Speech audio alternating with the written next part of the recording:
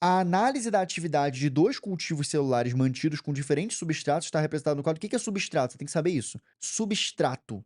Substrato é como se fosse uma substância, né, que ela é como se fosse um alimento. O substrato, ele tem potencial de servir de alimento para algo, entendeu? Então, por exemplo, qual é o substrato para a construção de massa muscular? Um dos substratos é a proteína. Entendeu? Então ela é um substrato, entendeu? Ela fornece a substância para a estrutura, entendeu? Ó, substrato. Olha que foda. Substância, esse instância é aquilo que está. Então substância, ela tá. A substância ela existe, entendeu? Substância, ela existe. Um substantivo é algo que existe. Então, o menino é substantivo, menino, entendeu? Agora, substrato é substrato, vem de a substância que vai formar uma estrutura, entendeu? Então, por exemplo, glicose é um substrato que eu vou comer aquela glicose, eu vou usar ela para queimar, para fazer energia, entendeu? Então, substrato vai ser usado para alguma coisa, sacou? Então, substrato, substrato metabólico, né? A glicose, a gordura, os nutrientes, entendeu? Sacou? Então, olha só. A análise da atividade de 2 cultivos celulares, então aqui, ó, atividade, o que que eles estão fazendo, né? São 2 cultivos celulares. Então, cultivo celular é o quê? É você pegar aqui algumas células e botar elas para serem cultivadas dentro de um pote, né? Você faz uma cultura, você cultiva elas, ok? Então, a análise da atividade, o que que eles estão fazendo aqui dentro, né? Qual a atividade de 2 cultivos celulares mantidos com diferentes substratos? O que que é diferentes substratos? Você está dando comida diferente para os 2. Você está dando comida diferente para os 2. Tá representada no quadro. Então tem o cultivo celular A e B. A e B. Qual foi o substrato que você deu? Ó, você deu glicose e oxigênio para esse aqui. E para esse aqui tu só deu glicose, sacou? Você deu glicose e oxigênio para um e para o outro você só deu glicose. No que você deu glicose e oxigênio, olha o que aconteceu. Rendimento energético dos produtos. Qual é o produto? Isso aqui, né? O produto, na verdade, seria o que vai ser formado, né? Seria o ATP, né? Vamos ser sinceros, não é rendimento energético dos substratos, é do que vai ser formado, né, do que vai aparecer depois dessa reação, é que ele não disse o quê, tá bom? Então, o rendimento energético dos produtos desse primeiro aqui é 219 quilocalorias por mol. Então, você está fazendo aqui alguma coisa muito valiosa energeticamente nesse primeiro. As células do primeiro estão fazendo ali alguma coisa muito valiosa, né? E o que que se faz de muito valioso com glicose e oxigênio? Você faz o processo de respiração celular. Você pega essa glicose, C6H12O6, e você quebra ela, você queima ela. Como é que você queima qualquer coisa? Para você queimar qualquer coisa, você precisa de oxigênio, tá bom? Então é isso que eu tô fazendo agora, é isso que vocês estão fazendo agora. A gente tá oxidando a glicose, tá bom? A gente tá oxidando a glicose, a gente tá queimando a glicose. É a mesma coisa que você queimar uma madeira numa fogueira, é a mesma coisa que você queimar combustível, queimar gasolina, você queima glicose dentro de você, tá bom? E você usa o oxigênio para isso, tá bom? Vamos lá então. Você comeu, você acabou de ingerir glicose, você acabou de ingerir barra de chocolate. Na sua boca já começa a digestão, né? Então já tem ali enzima pitialina que começa a digerir aquilo ali, desce pelo seu esôfago e do esôfago cai aqui no seu estômago. No estômago não acontece nada com aquele carboidrato, basicamente, porque o estômago ele digere mais proteína. Depois vem pro seu intestino delgado, no intestino delgado vai ser digerido, vai virar molécula de glicose, vai passar pro sangue, tá bom? Quando passar pro teu sangue, agora ele vai circular pelo teu sangue e vai entrar dentro das células, beleza? Então olha só, no momento que desceu aqui, ó, o alimento que você comeu desceu aqui pelo teu estômago e aqui ele entrou no teu intestino delgado. Teu intestino delgado é essa cobrinha inteira aqui, tá bom? Ele passa por essa cobrinha toda e depois ele sobe aqui pelo teu intestino grosso. Aqui é só para recuperar água, para tirar a água do alimento no intestino grosso, entendeu? Aqui, ó, o intestino grosso é isso aqui, ó. O colo ascendente, porque sobe, o colo transverso, porque atravessa a tua barriga, então transverso, o colo descendente, porque desce, o reto e o ânus. Sai daqui só o que é ruim, porque a água já foi reabsorvida, beleza?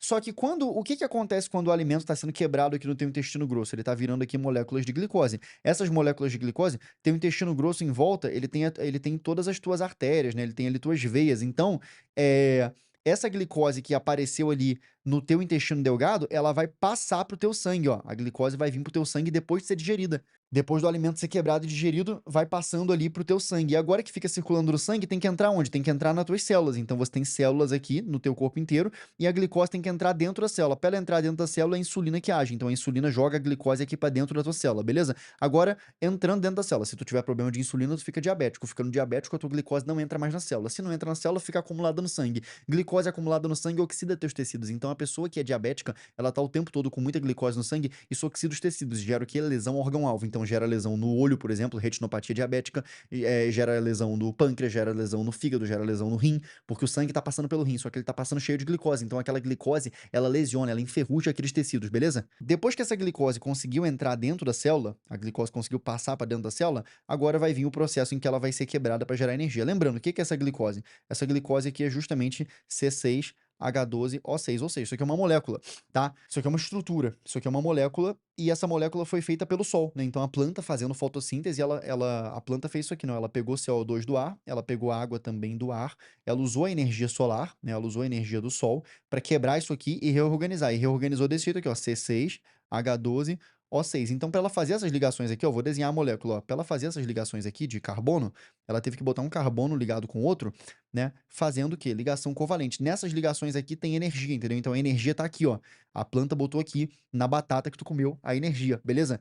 Agora, quando você botar isso aqui dentro da tua mitocôndria, teu papel é quebrar isso aqui. Pra que que tu vai quebrar isso aqui? Tu vai martelar essa glicose aqui pra tu quebrar ela e tu conseguir pegar os elétrons daqui, entendeu? Tu quer pegar os elétrons fazem a colinha ali. Tu quer pegar os elétrons que estão dentro dessas ligações, tá bom? Então tu vai bater, bater, bater e os elétrons vão voar, tá bom? Os elétrons vão pipocar daqui. Beleza? Agora vamos lá. Entrou dentro da tua célula. Isso aqui é a tua célula e a tua mitocôndria eu vou representar aqui, tá bom? Tua mitocôndria tá aqui. Então, primeira fase não é na mitocôndria. Primeira fase é no citoplasma mesmo. A gente pega essa glicose e a gente quebra ela em 2 pedaços, tá bom? Então, tu tem aqui a tua glicose na célula, ela vai ser quebrada em 2 pedaços. Então, ela já vira aqui piruvato, beleza? Quando ela vira piruvato, né? Ela é quebrada aqui em 2 pedaços. Isso aqui vira o H4, se eu não me engano. Isso aqui são as fórmulas, né? Tem que lembrar que isso aqui é meio complexo. Quando ela vira aqui o piruvato, note que sumiram aqui já os hidrogênios, né? Então ela virou 2 moléculas aqui de piruvato e os hidrogênios sumiram, porque aqui tu só tem 8 hidrogênios, mas tu tinha 12. Para onde foram esses hidrogênios? Eu te explico.